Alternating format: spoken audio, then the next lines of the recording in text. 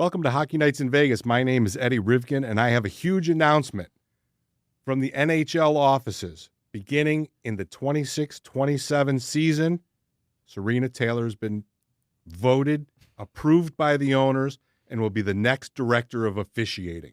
Sarina Taylor, ladies and gentlemen. That's how it should be. That's what I I'm mean. fucking only one that knows what's going on. That's why. There's a new sheriff in town, and her name is Sarina Taylor, ladies and gentlemen. At first, I was like, you usually give me some type of crazy-ass intro. Last week, I was running the CFL.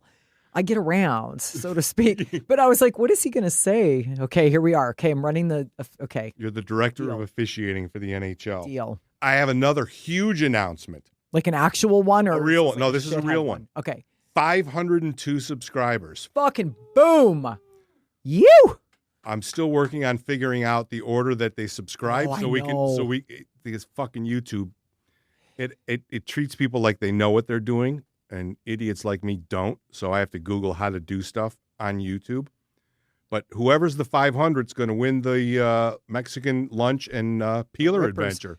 That's what we got Bjorn for. He's going to figure out who 500 is, and we'll take him to the Rippers. 502 subscribers. So thank you all very much for that.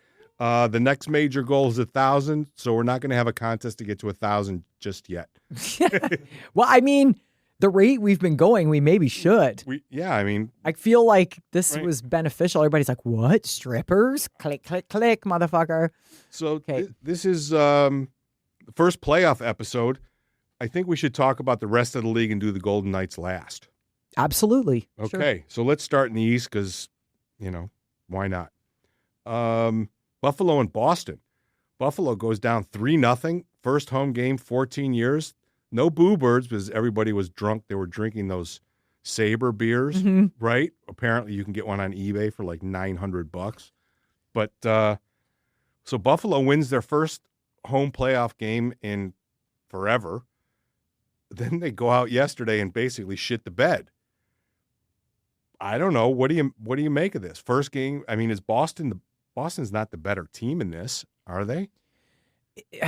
So if I looked at the whole series beforehand, I still would put my money on Boston. Really? Yeah. They were significant underdogs. Yeah, just because of the experience, it's the Boston Bruins. And no matter how you want to say, it's same as like, not to get into Vegas and Utah yet, but you automatically are going to go, Vegas should have an advantage in this series because of their experience. It's just the way it is, right? And so that's kind of how I look at Boston. Buffalo, I've been saying for years, has an incredible young team. And the fact that they battled back in that first game was enormous. Sure. But then they went down 4-0 and they ended up making it 4-2 in the second game. But I just don't think that Buffalo hasn't been there. I don't really feel like they quite have the leadership that the Bruins do, and that does make a big difference. So, I mean, I feel like either team could definitely win that series, but it doesn't surprise me that Boston jumped out to a couple of big leads right away in both the first and second games. So let's stick with that theme and talk about Tampa Bay and Montreal. Oof. This is a Donnybrook right now. I mean, Tampa battled back to even the season, the series, lost game one at home. Do you think the same rule applies? Montreal doesn't really. I mean, Montreal has a little more experience. They were there last year. Tons of talented kids. So far, the goaltending is pretty much held up with Dobesh, right? But I mean, Tampa is Tampa, and we keep thinking about that. But Tampa's been pretty awful in the last three playoffs. They've made a bunch of early exits. Yes, they drew Florida. And Florida was a juggernaut the last 2 or 3 seasons. But I was looking at like Vasilevsky's numbers. He was like 4-13, sub 900. They haven't been good. I mean, is this the last ride for the Tampa Bay Lightning if Montreal gets them out of here in the first round? Well, I think I've talked about this on this podcast before. John Cooper spoke last year after Tampa was out, and he was talking about the word rebuild. And he's like, I don't, and again, don't quote me, but it was basically like he doesn't really believe in the rebuild. It's like, let's just keep going and whatever. We're not going to tank a season to get a good draft pick. We're not going to do all of those things. and he's just going to keep pushing. And John Cooper's such a good coach, and he's had so much success there, and he's going to keep pushing, right? And different dynamic than it is here, but that's fine. Montreal's the better team. And I think that for the last few years, even when Montreal was in the Stanley Cup final, 5, 6 years, whatever that was, years ago. The COVID years. Yeah, they have a different... Yeah. Total side note. We always still laugh in Canada about this. Everything's shut down. Oh, the Habs are in the final? Oh, I guess the fans can attend, but only 2,000. Oh, there was no less than 10,000 at Bell Center. But anyway, that's because I digress. It's the Habs. But it's a different team than it was then, but Montreal works really hard on the power play. They move the puck quickly. They're just a better team than Tampa. And they've been outplaying Tampa. And so Tampa got lucky last night that they won that game, because if they would have gone down to back to Montreal, down to Cobb, they would have been in a hurt. You know, the rink is a lot different there. We're going to talk about dumb things we've seen on social media the last couple days after this. But I think Montreal's the better team, and I think that they've been playing better, and I think that if Montreal wins a series they deserve to, I can't say the same if Tampa wins. Same question. If Tampa goes out in the first round again this year, I mean, John Cooper said he's going to coach until they don't want him to coach anymore. That's the quote. He certainly earned, that moniker or, that position with that organization, but they are getting older. All their guys, Kucherov, Hedman, they're all getting older, and they all got a lot of battle miles on them. If they lose to the upstart, younger, faster, maybe better team Montreal, is this the end of the John Cooper era, do you think? I don't think so. I don't think that would be fair to John Cooper, because... Well, what if you think John Cooper wants it to be the end of the John Cooper era? No, I don't think so. But if you look at Tampa, I was just having this conversation with my dad about Tampa. At the end of the second period, what's his name? Oh, McDonough took a stupid penalty. Yep. Why? You did not need to. He hit Caulfield in the head in the corner. There was no threat that Caulfield was going to go score. Caulfield's smaller. He hit him, whatever. Got a roughing penalty, whatever it was. There was no reason to take that penalty. And it made me think about the guys that Tampa has brought back. The Ryan McDonough, the Yanni Gourde. There was another one. And they were great once for Tampa. They brought them back, and they're almost kind of like, I don't want to say washed up, because I don't want to discredit them as players, but living on their reputations. Yeah. And with Victor Hedman, he's hurt. So they're in this stage where, to me, this becomes a general manager thing and not necessarily a head coaching thing, because they really haven't made a ton of changes. I know you're going to lead into Pittsburgh next, which is kind of in a similar boat, just with more superstars. But, I think Tampa's, the difference between Vegas and Tampa is Tampa's like, well, we won a couple. We're good with skating along. Don't fucking happen here. No. Every year you go for the Stanley Cup. It's my mentality. It's clearly the mentality here. So. All right. Well, let's stick with the old guys theme.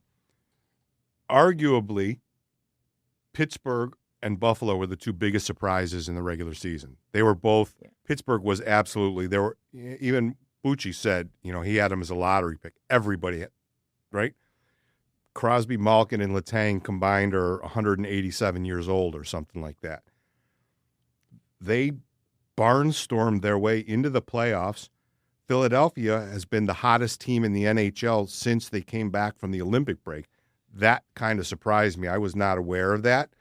But holy shitballs, did Pittsburgh just run out of gas? I mean, they've been boat raced twice. They had 3 shots with 7 minutes to go in the second period of Game 2 against Philadelphia. Is it the mighty Rick Tocchet's, or is Pittsburgh do you think the bubble has just sort of burst? I mean, the Pittsburgh coach has to be the Jack Adams guy. He's got to win Coach of the Year, right? I don't know. Or maybe Lindy Ruff. I think there's a few. Like, Lindy Ruff. My God, unbelievable. Joel Quenneville. There's a lot of options. Like, yes, Okay, but the Pittsburgh guy's going to be in the running, and I apologize. I don't know his name, young bald-headed guy. But anyway, did Pittsburgh just literally hit the wall and just splatter? I struggle to believe that Philly is that much better. Yes, they got the kid from Michigan State, and he seems to be a wagon right away, Porter Martone, right? 2 games, 2 goals, game-winning goal. They've been building and building and building, but I didn't think they were boat racing Pittsburgh good. I think this just goes back to speak about the experience, what experience can do. You know, Sidney Crosby is the best leader in the game right now, and him and Malkin and Letang and, you know, those guys have been there for a long time. EK65. Yeah, right. He's been there for long enough. Right. You know, but those are OG Penguins. And all of those, I forgot about him. All of those guys have been around long enough where if Sid's like, okay, we got to make a playoff push, we got to put our foot on the gas, let's do this.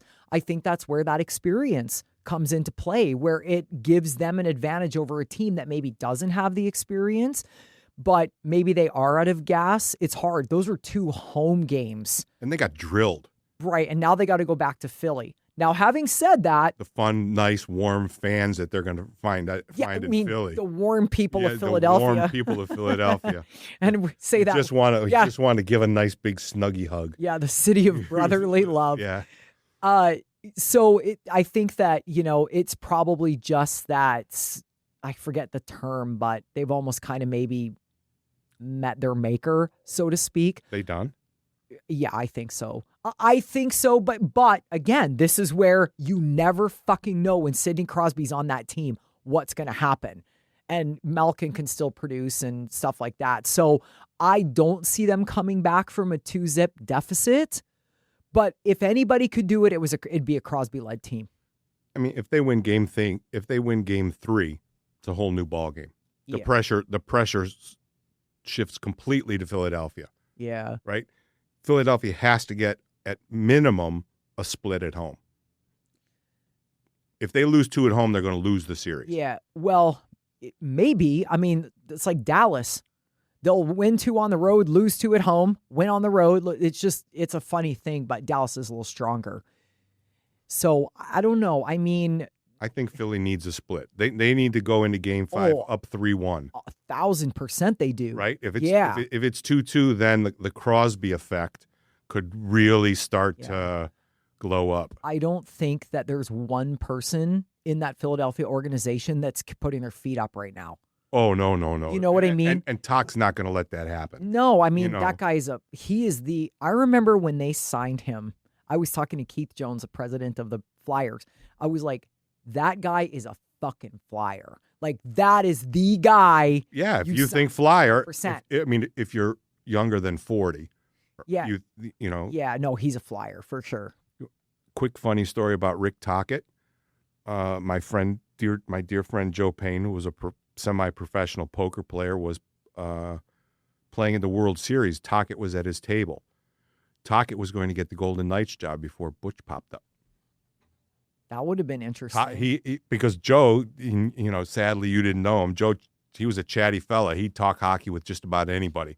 And he got to talk, and they were talking about it, and he says, yeah, I've interviewed for it, and I think there's a pretty good chance I'm going to get the gig. I'm like, oh, shit. That was like we broke news on the podcast because Joe talked the talk. Well, he wouldn't even had head coaching experience at the time, I don't think. Oh, yeah. Did he? Yeah. Where was he? Well, how long ago was that? 3-4 years. I guess, yeah, okay. Vancouver. Where was he the head coach? He was Vancouver after. Anyway, yeah, Talk was he was right there. It's pretty entertaining. It's very surprising that it's been that incredibly lopsided. Agreed. And the last game in the East, honestly, it's just boring as fuck to me. Carolina and Ottawa. I don't think it's boring at all. I think it's rough. I think they're fucking cranking each other. And yes, everybody likes to talk shit about Carolina's style of hockey and blah, blah, blah, blah, blah. But holy fuck, have you watched LA for the last 5 years? Holy fuck, are they boring to watch. But I don't disagree that Carolina, it's not an exciting play, but so what? It's just a bunch of shit.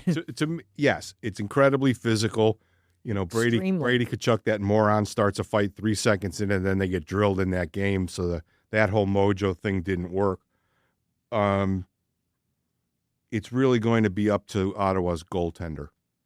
Freddie seems to be on point, right? We thought it was going to be the kid, right? The kid, Bussy, Yeah. right? Had an out of literally nowhere, but they put the old guy in, and the old guy he drank from the fountain of youth, and he's going good right now. He could get hurt, picking up a water bottle. He's a wee bit fragile, but for Ottawa to win this series, their goaltender is going to have to steal.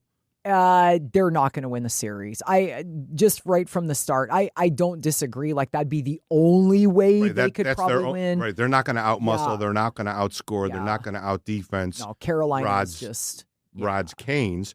It would have to be a straight goalie, robbery. I think it would have to be. But that would also mean Ottawa has to put the puck in the net too. Yeah, there's that. I'm not sure they have the offensive power to get. I mean, they don't have enough horses. They got Stützle, who's fantastic.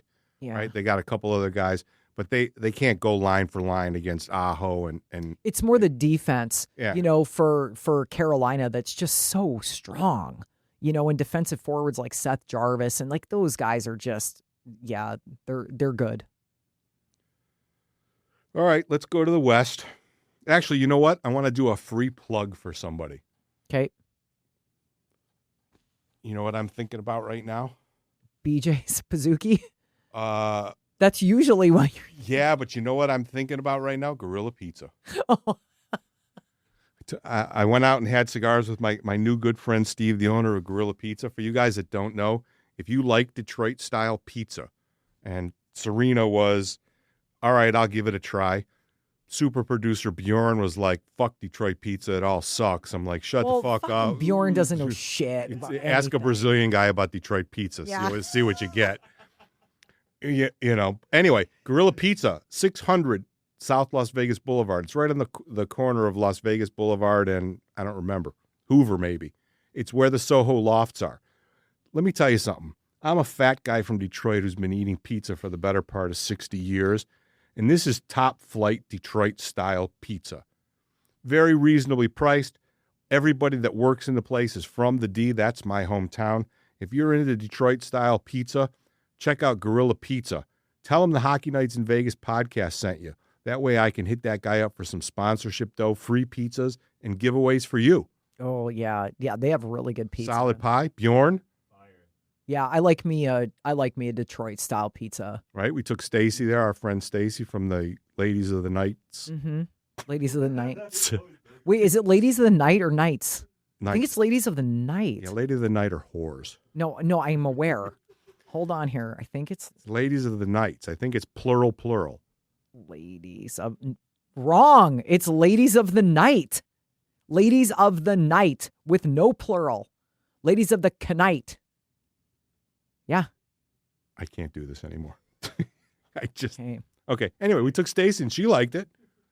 Took super producer Bjorn and he liked it. You liked it. Yeah.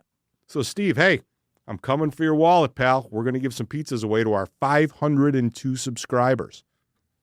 Correct. We'll even take him to the Peelers with us, Steve. Steve's a fantastic guy. Okay. We're just loading up the fucking bus to go to the strippers. It's going to be a short bus in more ways than one. And he's the driver. All right, which you pick? Which one you want to talk about in the West? Dallas, Edmonton, or the Avs? Dallas. Okay, Dallas, Minnesota. Ooh. Holy boy, they're going. Right? It's got some nastiness to it. Ottinger was pretty shaky in game one. I got a feeling that they asked Glenn Gulletson after the game, how close were you to giving him the hook? The backstory being that Pete DeBoer's tenure in Dallas ended because of his relationship with Otter, right? He hooked him in the last playoff game, and it turned into a big powder beef. But his first game back in the playoffs, pretty fair to say he shit the bed, right? I mean, they got fucking drilled. 6-1, something like that. It was a lot to very little, right? Dallas looked old and slow and not prepared.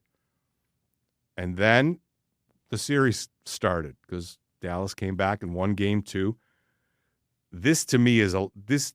If you said Dallas or Minnesota, Carolina or Ottawa, I'm watching Dallas and Minnesota.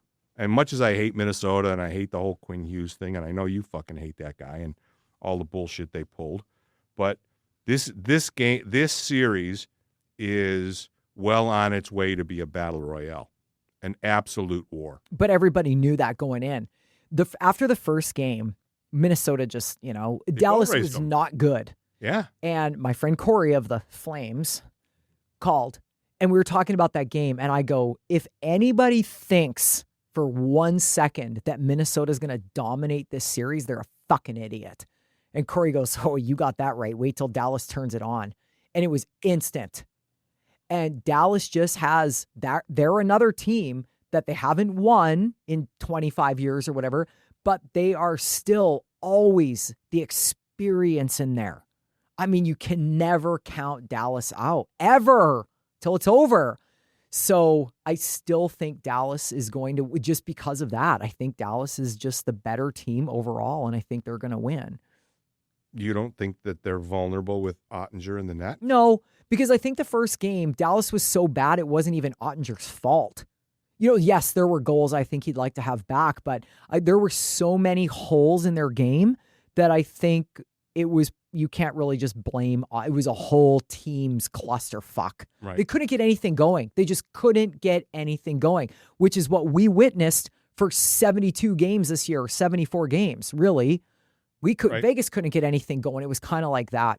So is this going 7? Are we going the full boat? I don't know. It could be one of those series that ends in 5 games that is close. But we've seen a lot of those. But all these games have brutality. Yeah, so it's hard to say. I mean, I'm never the one. I know the year that Colorado won the Stanley Cup, they swept Edmonton.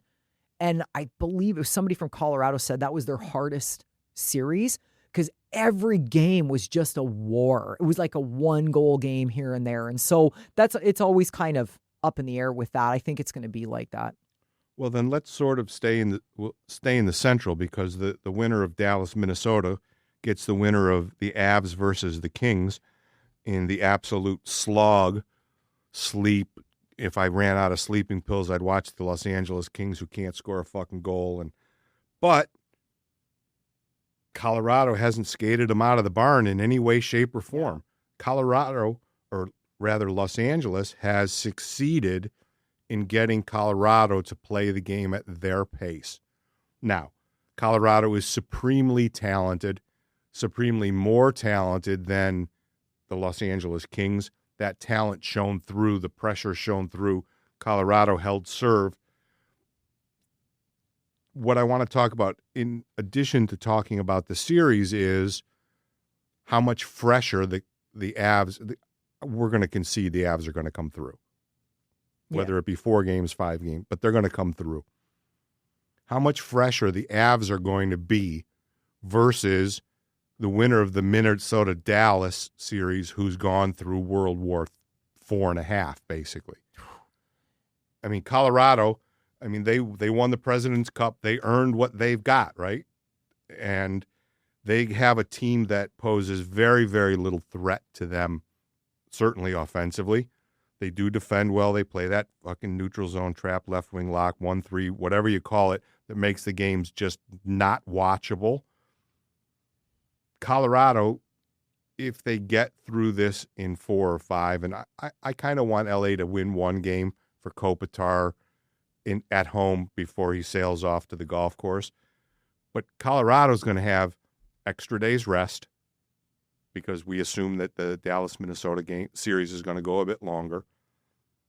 The winner of the Dallas-Minnesota series is going to have an uphill climb beating a fresh Colorado team. So tell me your take on the Avs series, and then am I out of my mind thinking the Avs kind of have a nice path to the Western Conference Finals? Earned a good path to the Western Conference Finals. The first 2 games between Colorado and LA, I remember just look like when is somebody going to score? I mean, what the fuck? We're halfway through the second period and Colorado hasn't scored a goal, or whatever the timing was. I just thought, man, they should really be drilling them. And I'm not a Kings fan, but man, do I feel for those guys. every single year they get into the playoffs, it's usually Edmonton. It's like, oh my God, if we fucking have to lose to Edmonton again. It was 4 years in a row with Edmonton. And right? now it's Colorado. And it's like, you got to be kidding me.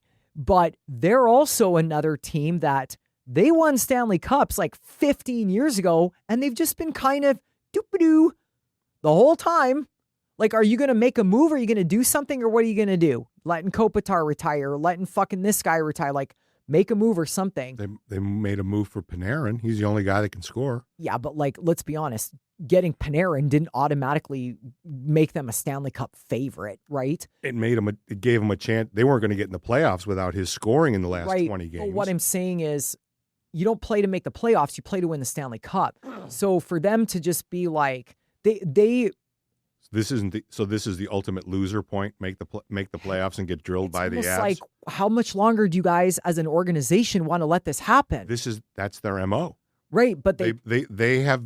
If you look up mediocrity, I know, in the dictionary, there's their jersey. Can you imagine though? Like, if that, I think about the fans here, and it's coming at some point where not everything is going to be fucking peaches and cream like it has been for nearly a decade here. But they think about it, it's been even longer. They're just going along. Nothing really that great has happened. There's nobody holding them accountable. It's fucking Los Angeles. Who gives a shit, right? But I think as far as them against Colorado, it's obviously not a great matchup for them. Anybody can make a mistake, anybody can lose, but we don't see that happening. Now, is that going to give Colorado, it's going to give them more days rest, but... And practice days.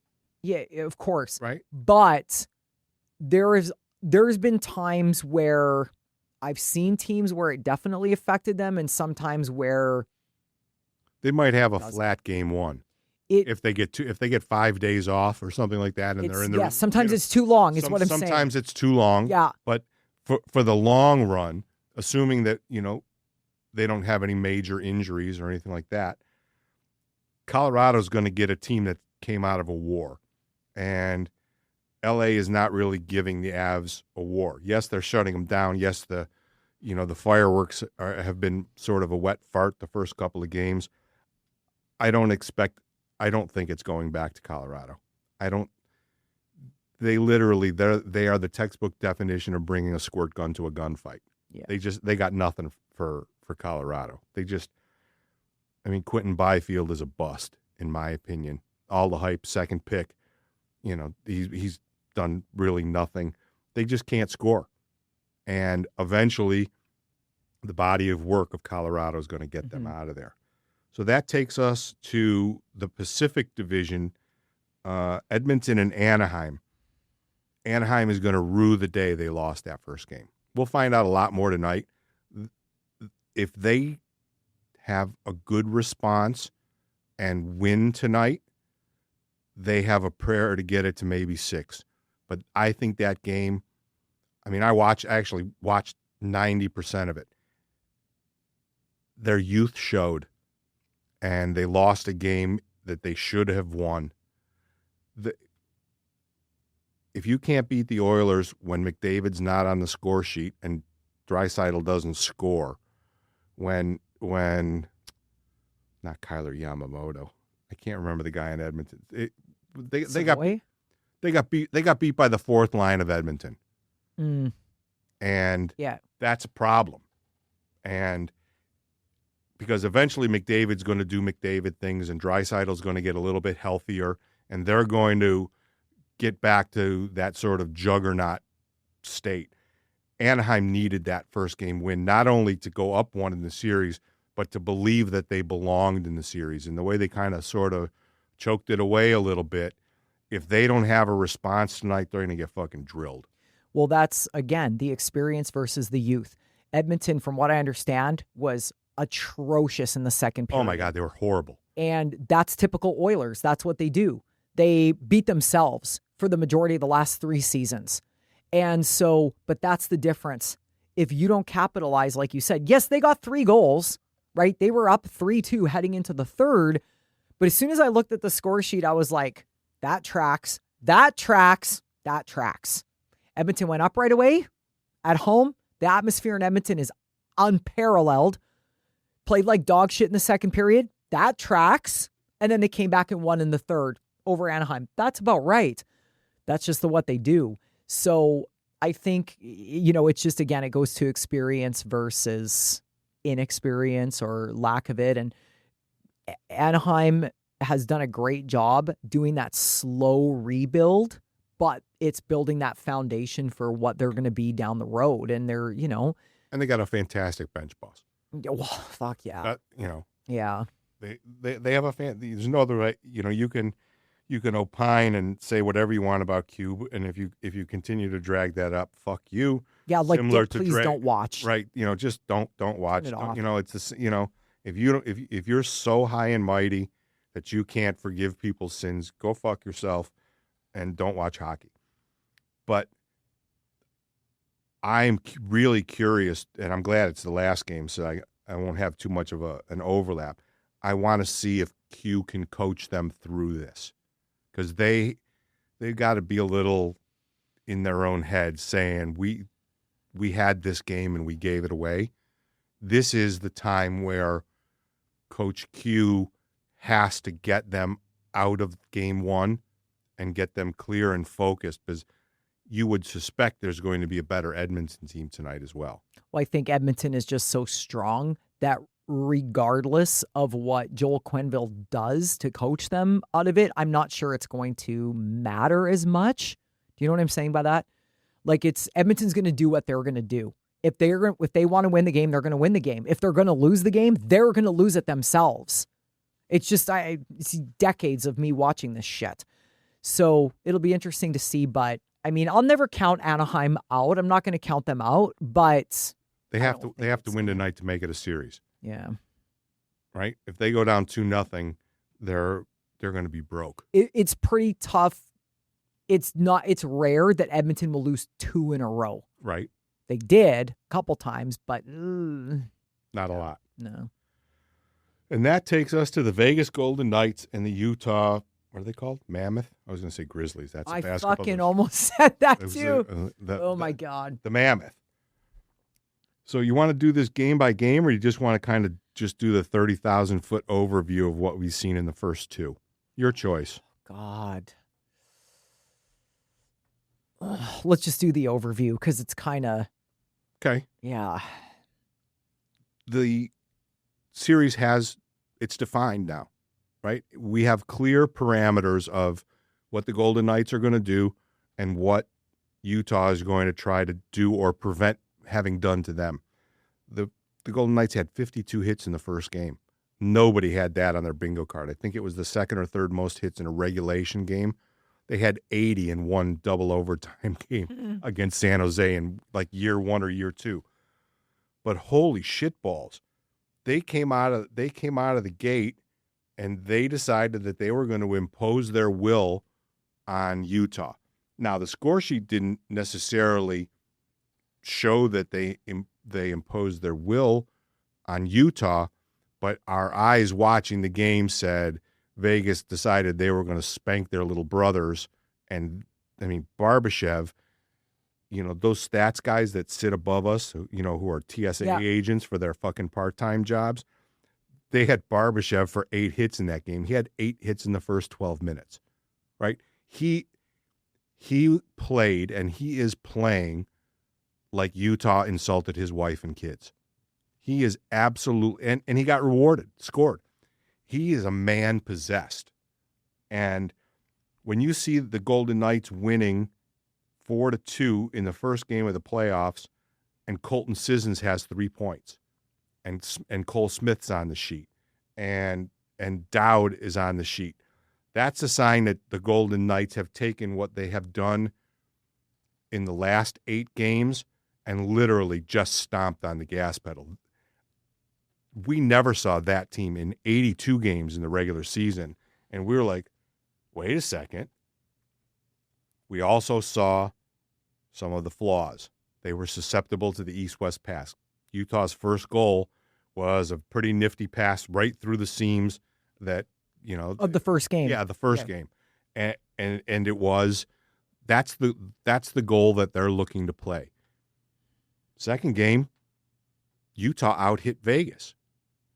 It was a much different game, but just we know what the identity of this series is now completely established. They're going to go back to Utah. The crowd's going to be raucous. The Mormons are going to be waving their magic underwear. It's going to be a party in Mammoth Land. That doesn't mean shit to the Golden Knights. They are completely. They don't give one fuck about the arena they play in, right? They're more concerned about snacks like you and I. How good's the food in the room? 1-1 shouldn't. I don't think it doesn't surprise you, does it? No. I think this is probably pretty indicative of how anybody expected this series to go. Okay. I agree with everything. Vegas came out like their ass was on fire. Barbashev and Carter Hart have been the best Golden Knights in the first two games. I agree with that. Yeah. Barbashev has been lights out. He's been playoff Barbie. Yeah. I mean, unbelievable. And he got a highlight reel goal in the second game and almost had one right before that would have been even prettier. Yep. I mean, he's undressing everybody. He's pacing Keegan Kolazar as well. A lot of hits in game two, aggressive, all of those things. And that is important. But what they're missing is, we saw from in the first game, Torts had to juggle the lines. He had to move Mitch off the first line and put Barbashev up there. Center Mitch on the second line. And you could see it kind of coming. And I'll say this. There's too much brain power when it's Stone, Marner, and Eichel. There's too much computing power. There is, but in addition to that, Mark Stone is not going to catch Logan Cooley any day of the week. And you could see Logan Cooley, and neither will Eichel. You could see Cooley. Marner, I think, is probably the only guy that has a chance to even match up and be able to catch Cooley. You could see Mark Stone getting caught for speed, which is understandable. This is a fast team, Utah. Fast, quick. But I think there was just a couple things where it was like, okay, we know Barbashev is going to run somebody through the wall, but he's also quick. He's quick to where he needs to be. Rasmus Anderson as well. The guy just knows where he needs to be, and he goes there. And I don't think that same thing was happening when we had Marner, Eichel, Stone together. But then Tort switched it up, started Mitch centering the second line for game two, and I feel like that was a better thing. However, then no shots came in the second period. The shots were light. 13-4. Yeah, and it was at one point, it was like, fuck, Vegas has only had one shot in the last 11 minutes or something. And they had a power play. It was just one of those. There was just a little bit of a disconnect. Hurdle, bless this man's heart.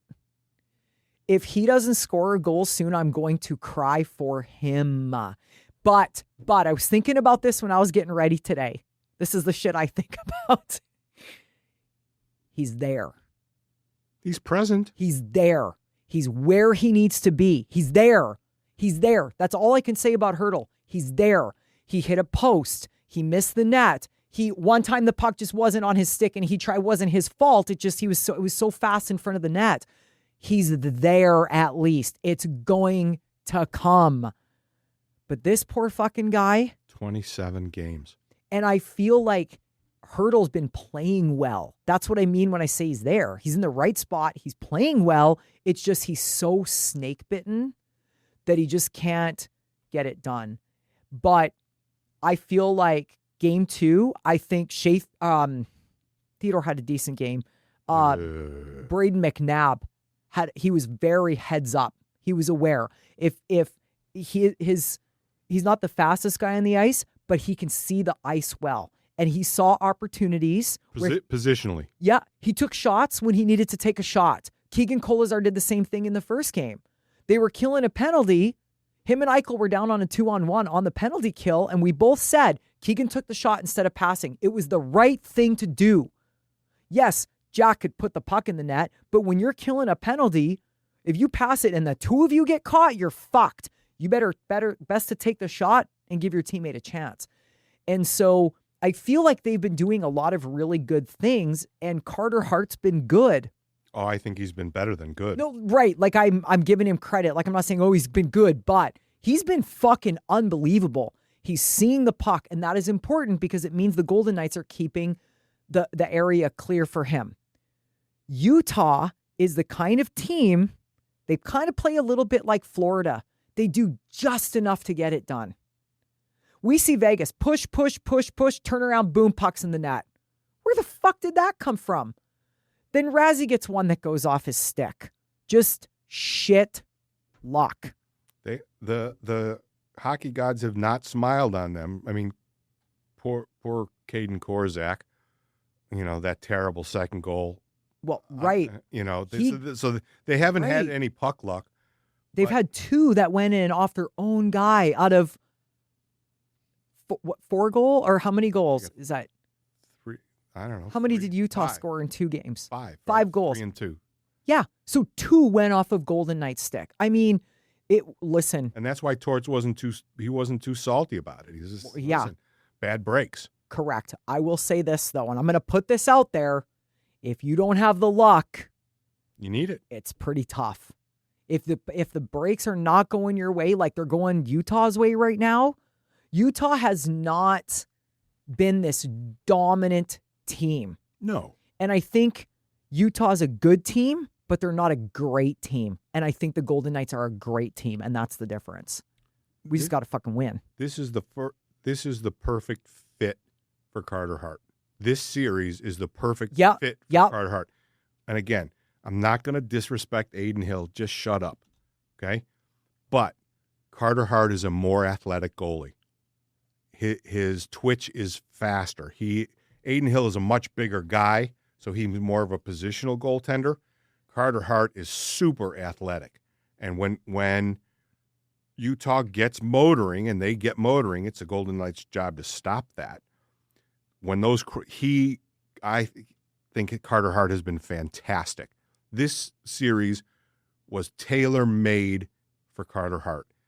If they go through and win this series, this will, I don't know if empowers the right, this will buoy Carter Hart's self-belief, right, into he's going to be fully engaged. And, the sign that he's really going good, those 2 bad bounces, they didn't get in his head, right? He shit him right out, moved on, made the next big save.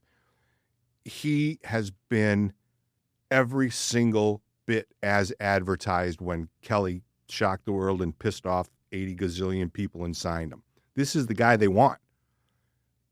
It's maybe a product that he's a little fresher than everybody, missed 33 games after playing 8 or 7 or something like that. But man, oh man, he's a joy to watch, and he's a joy to coach. We know that. We've heard nothing but last guy in the ice, off the ice, hardest worker. I'm really happy for the kid. He's really, really shining. Yeah. And he's probably the key. He's probably the key to the series going forward. The power play's going again. They're getting power play goals, except for our buddy Hurdle. But but like you said, he's there. Right? He's there. Stone's goal last night could have easily been his. To his credit, he's a true professional. He's not fucking moping around, on the ice. He's going. He's trying. He does need to get rewarded. I would be remiss if I didn't say that I'm very concerned about Pavel Dorofeyev. 10 minutes and 53 seconds of ice time in game 1, 15 and change. He's a little bit in the world-famous Torts doesn't like Russians doghouse. He hasn't won a lot of his board battles. He's not scoring. Listen, he scores, everybody's happy, nobody says shit. But he's struggling a little bit. And they need him. He's the team's leading scorer, 37 in the regular season. Career high for him. They need to figure out a way to get him going, whether it's changing line mates or whatever it is they need to do. They can't risk him going on one of those 6, 8, 10 games where he goes cold. As soon as he scores, he's going to go on one of those 6, 8, 10 games where he's rolling. But I'm very concerned that he's a little left behind right now. Well, he's the kind of guy like Carter Hart, where Carter Hart likes to get peppered. He's more in the game. The more shots he takes, the more in the game he is. He's like, bang, bang, bang. That motherfucker is in front of it. Dorofeyev's like that too. The more chances he gets on net, you can see the boost in his confidence, his game, whatever the whole thing is. He hasn't had the chances lately. And I think you're kind of leading into that with him. And I do agree that but I mean, he was on the power play and the trigger just still wasn't there for some reason. And I thought the exact same thing, probably more than the last 2 games. I would say maybe the last 3 or 4. There's been a missing step with Dorofeyev. I don't know what it is, but yeah. I mean, I don't know if Utah's defending it differently because Mark Stone has certainly had more opportunities from the goal line than we normally see. Everybody in the world knows Dorofeyev's the guy. He just is. Jack can shoot it. He's got a rocket, but everybody knows he's the enabler. Same thing with Mitch. Doesn't prefer to shoot, but he certainly got a message from Coach Tortorella to start putting some pucks on the net. He's had, I don't know on goal because that doesn't really matter. His shot attempts number during the power play has gone way up in the last couple of games, and that is an adjustment that they made. But Doro, he needs something. He needs, and I don't think it's a kick in the ass. I don't think he's not trying. It's none of that shit, right? He just needs a bounce. He needs a break. He needs a shot to go in. He needs to be more visible right now for the Golden Knights because he's been sort of the missing man, it looks like to me, in the first 2 games. I would say if you look at all 4 lines, every player on each line, everybody's contributed. I don't even want to say Dorofeyev hasn't because this is a team game. Less. Probably, yes, exactly. He's contributed less than what we are used to. Right. So, and that's troublesome because he's their best scorer. He's their only pure scorer. Everybody else can score, but would prefer, primary apples all day and all night. Mm-hmm. And, I don't know what it's going to take. Well, I do know what it's going to take. He's got to score a fucking goal, right? And I don't think he has to work harder. I don't think it's effort. I don't think it's anything like that. But he is so streaky that they can't. If he goes on one of those long droughts, it's going to impact negatively their opinion to win through this series and potentially, against Edmonton, where we think that goals will be more aplenty than they probably will be in this series because Edmonton has not a great defense. And I'm being polite so you can swear about it. Oh, we're not. Okay. I'm not fucking touching that. Okay. That's a whole nother podcast. At the beginning of this episode, I anointed you the director of officiating for next season. And that has to do with how incredibly awful the officiating was last night. I don't understand it. These are supposed to be the best grouping of referees. They completely lost control of the game.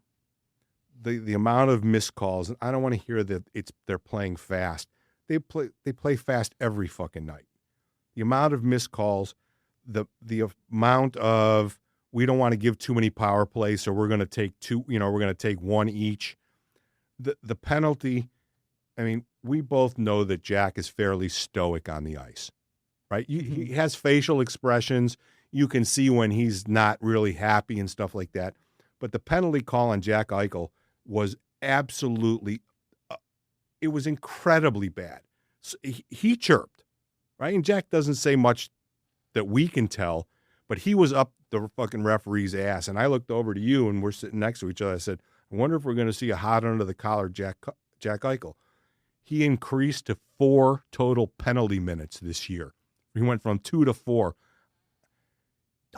Did he really? Because I said to you, I go, what is that, 4 penalty? Yeah. And I was joking. No. That's it. He had 1 minor in the regular, one minor. Yeah, he's got 4. Kidding. Yeah, he lost his Selke bid because he's got 4 penalty minutes right now.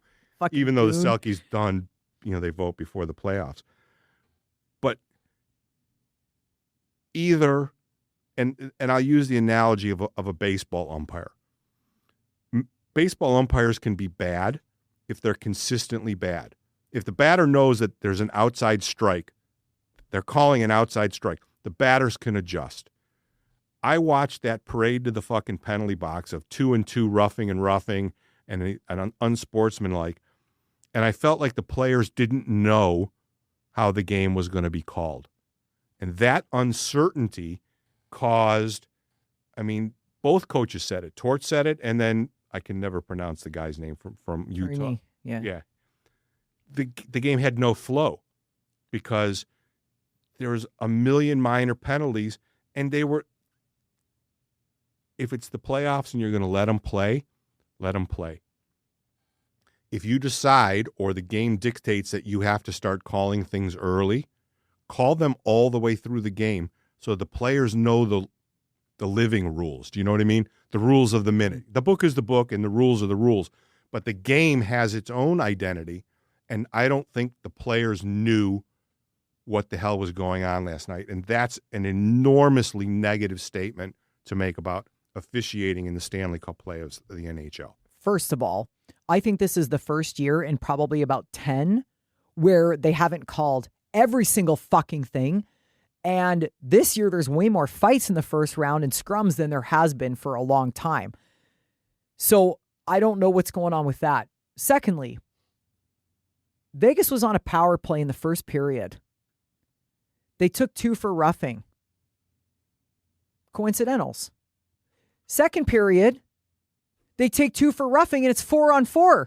How the fuck do you say one of those is coincidentals and one isn't? When in reality, in the first period, Vegas should have been up a 4-on-3 instead of a 5-on-4.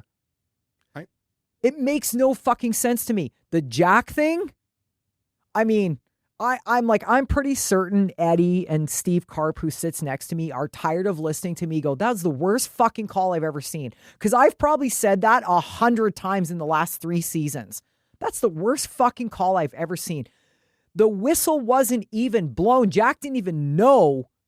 He was not even done.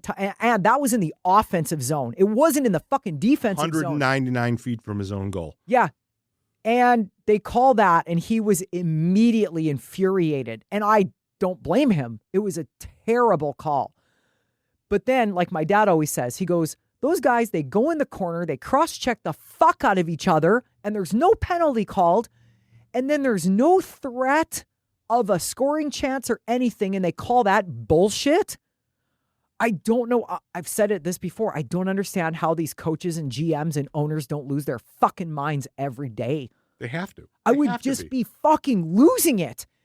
Because I'm losing it. And I'm like, this is a little bit. Yeah, I'm like, what is happening here?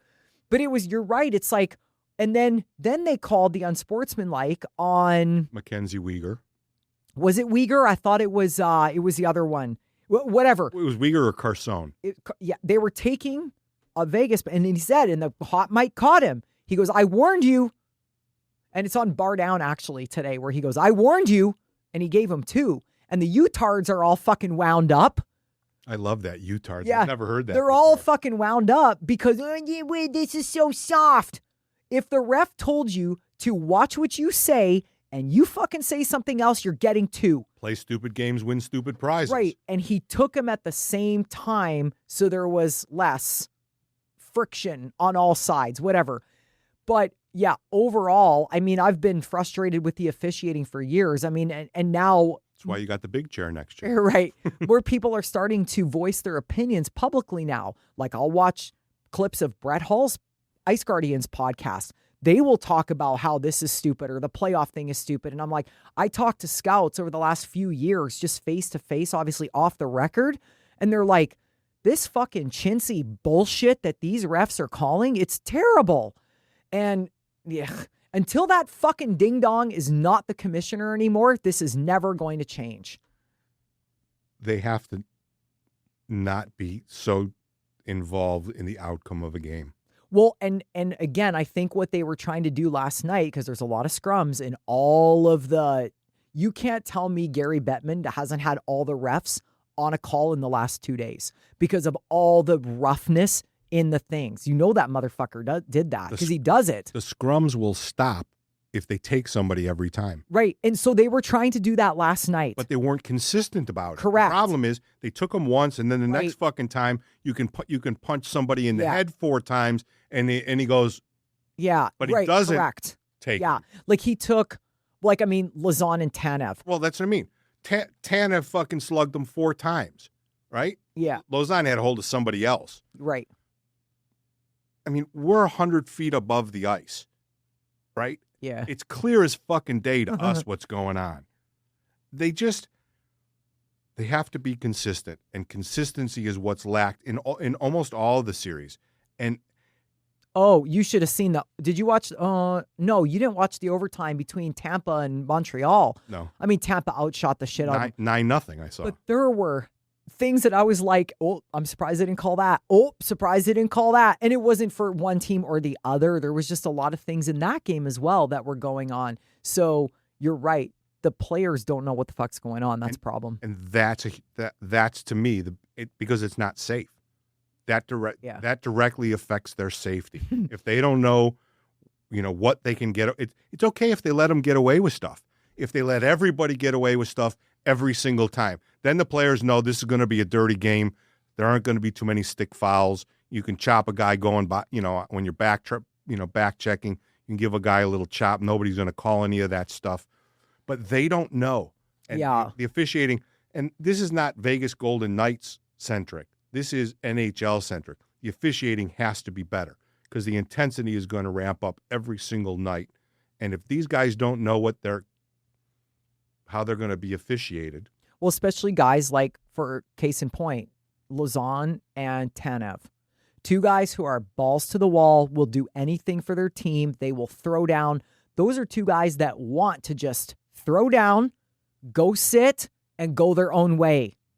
Right. That's it. Just let them. Let it fucking happen. Speaking of Lozon, my favorite Jeremy Lozon moment, besides when he was on our podcast so far this year, last night he's in the corner holding one guy, straight arming somebody and looking for somebody else to fucking drop. And the look in his eyes happy was a Frenchman. That was a rough and tumble Frenchman right there. And I was like, yes, Lozon, yes. I love that. Let's play rapid fire and get out of here. Okay. Oh, can we play the stupidest fucking thing I've seen on social media this week? Just quickly. You'll get a kick out of this. Sure. You're not in the Ladies of the Night group. No. Are you gonna name the assailant? No. Some lady puts, and this is not, the question wasn't actually stupid. It was the comments. Some lady goes, watching the Oilers and Ducks games, why do we not sing our national anthem loud and proud like the Canadians do? Here's some of the comments. Retired music teacher here. It's a hard song to sing. Such a wide range. And we have someone who sings it well in Carnell, so it's nice to just listen.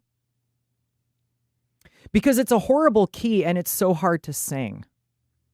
We do sing. I usually sing along, but that singer is the worst. My husband and I sing it, blah, blah, blah. People don't sing the American anthem, apparently, in the United States because it is, according to a retired music teacher, a hard song to sing because it has such a wide range.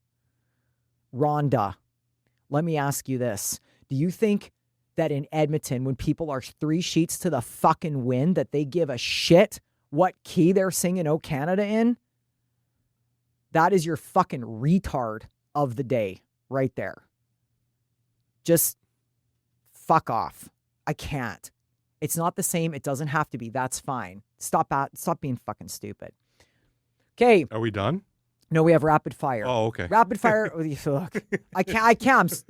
Okay. I'm not going to apologize for somebody saying something so fucking stupid. Who asked you to apologize? Okay. Not me. No, I know. I love that. Okay. I've been watching a lot of Letterkenny. Okay.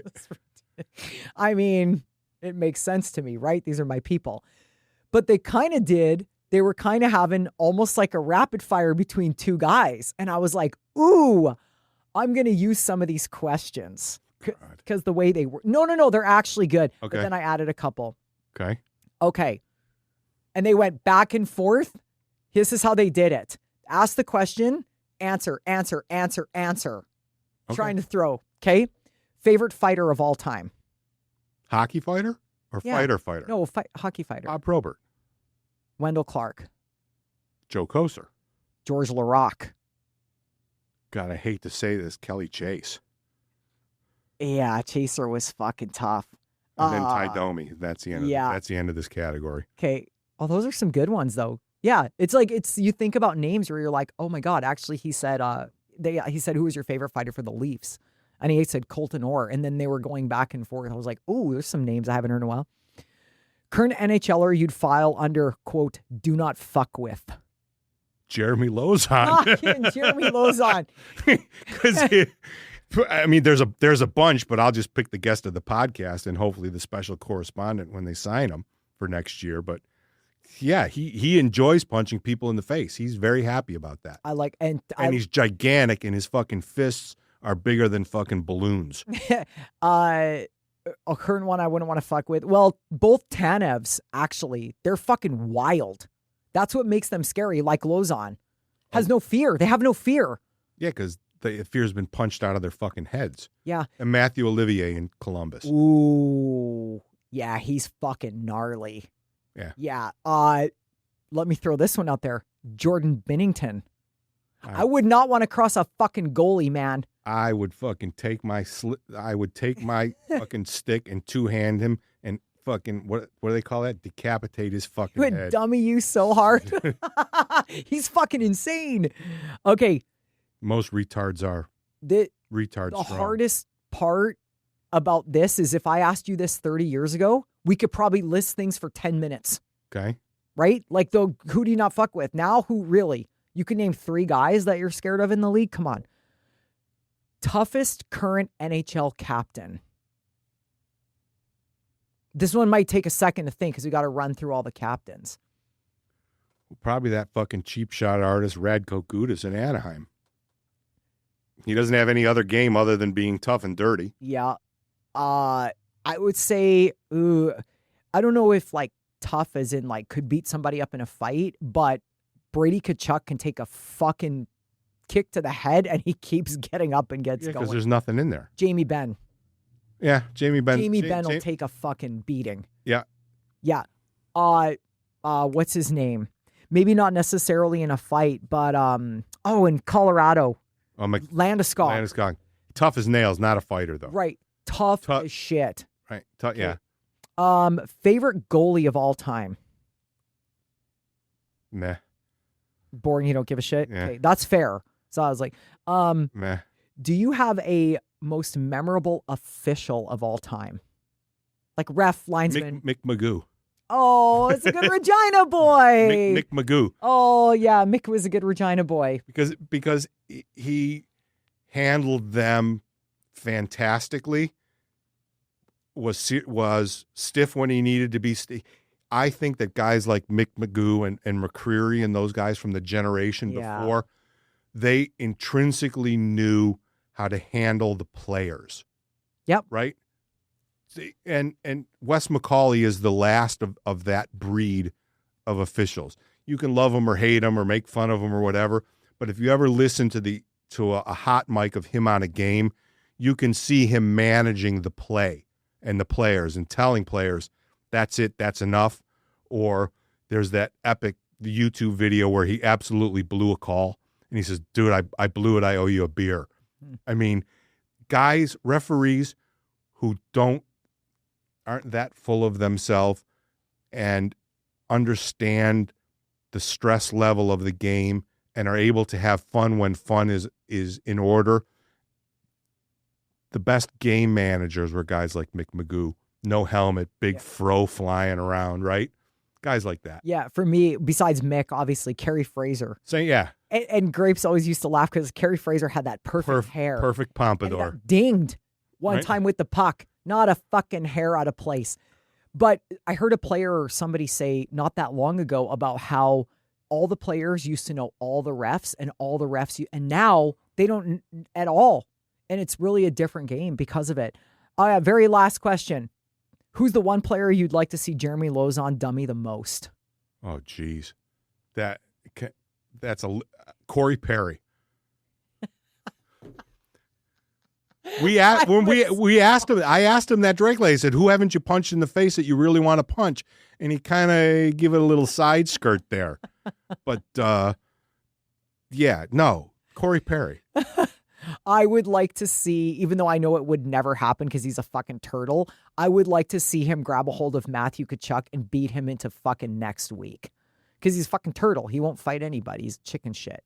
But Lausanne could manhandle him. It'd be fantastic. That's all. That's all the rapid fire for today. That's it. I was going to give you an update on Boy Aquarium Girl. But you know what? Let's go out with a good. Let's go out on a happy note. Let's think about Jeremy Lausanne pounding people instead. Okay, 502 subscribers. Heartfelt thanks. 1,000, we start making money. So tell your friends. Hit subscribe. You know, if we can get there by the time the Golden Knights hoist the cup. No, anyways, seriously, thanks so much. Thanks to our friend Bjorn, super producer Bjorn here at Outbox Media in the Medical District, for making this podcast really what it is. More playoff hockey coming soon.